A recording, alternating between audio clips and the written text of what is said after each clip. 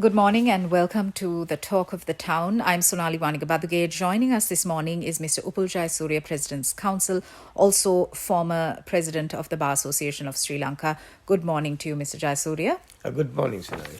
Yesterday, we saw the manner in which the Supreme Court commenced hearing 45 petitions challenging the online safety bill. Mr. Jayasuriya, usually once a bill is gazetted and placed on the order paper, it is that bill which has to be challenged during the permissible 2-week period. However, we saw something different taking place yesterday. Speak to us about how problematic this is. Well, at the moment, the petitions that have been filed in the Supreme Court and then were listed for support today was on the basis of the gazette, the bill that has been gazetted. And that's the only bill that is in the public domain, and then that's the only bill that they know of. So if it is something else, as they say, a plethora of amendments that have been brought in, public are not aware as to what these amendments are.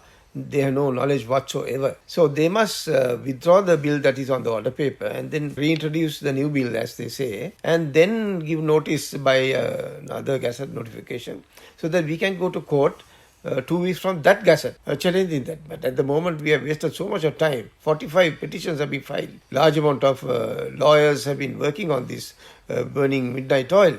But this is in vain. We are continuing to see instances of laws and bills being used to weaponize the people. The Anti-Terrorism Act, for example, the Online Safety Bill. How dangerous is this for democracy and the rule of law? Sri Lanka, though it's a poor country now, it has got poorer.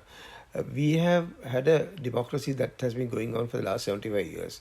It's one of the older democracies in the region. But the laws that have been brought up, including the local government elections amendment that was brought in by a private member, they are not doing any good for this country at this moment of time. We have to be the good boys in the entire region to convince the multilateral lending agencies that we have been going to with a begging bowl. None of them are going to have a kind approach to the Sri Lanka's request if this is the kind of manner in which we hope and propose to deal with the public and the principles of democracy. You were also a one-time Board of Investment chairman. It was back in the day known as a one-stop shop. However, practically, does Sri Lanka have a streamlined process which is conducive to attract investors? The problem actually lies not with the BOI. The problem is there mostly with the liner agencies. If it is an infrastructure project, the investor has to go through about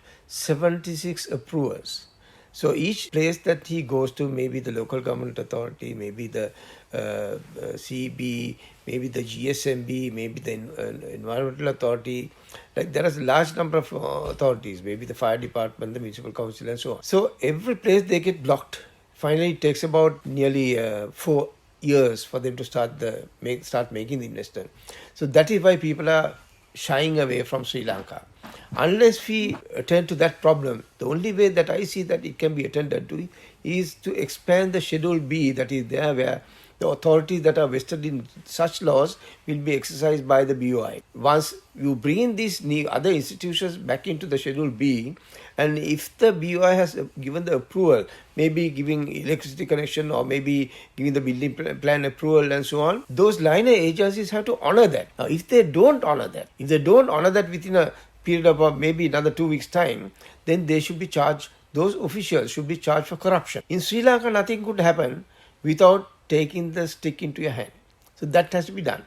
At the right time, it has to be done. And this is the right time. Mr. Jayasuriya, to wrap up on a bit of a positive note, Mr. Jayasuriya, we always see the people being pitted against the government, and this has been going on with successive governments. But the government is not meant to be the bad guy. A state is supposed to act in the best interests of the citizenry and act in public trust. Where is the gap? The gap is starting not only by the politicians. Sometimes the politicians, when they come up, get elected and so on, they come with a genuine idea.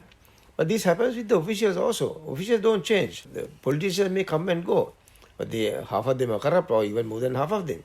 But in the meantime, even if they are not corrupt, the system will make them corrupt. So the corrupt officials, they'll sit on the files, they'll sit on the decision-making process, and then do not allow do not give the necessary approvals that are required to be given. So when they block the approval only, then it is there opening the gates for the rats to come in and then start eating the pie. Even if you take an example, this immunoglobulin issue, they have called for a tender. It has been rejected for different reasons. That there were two bidders, both were rejected. But finally, one of the bidders that were rejected had gone to the authorities, and then somehow they have been oiling the palms, I believe, and then they got the bid awarded to them. So when they rejected that only, that opportunity arose. So that is why when the officials sitting on such decision making process, when they do not give the approval only, people come behind.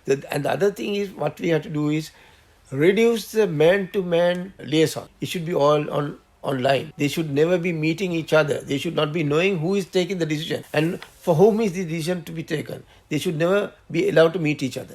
All right. Thank you very much for your perspectives, Mr. Upul Jayasuriya, President's Council. It's back to the studio. Thank you.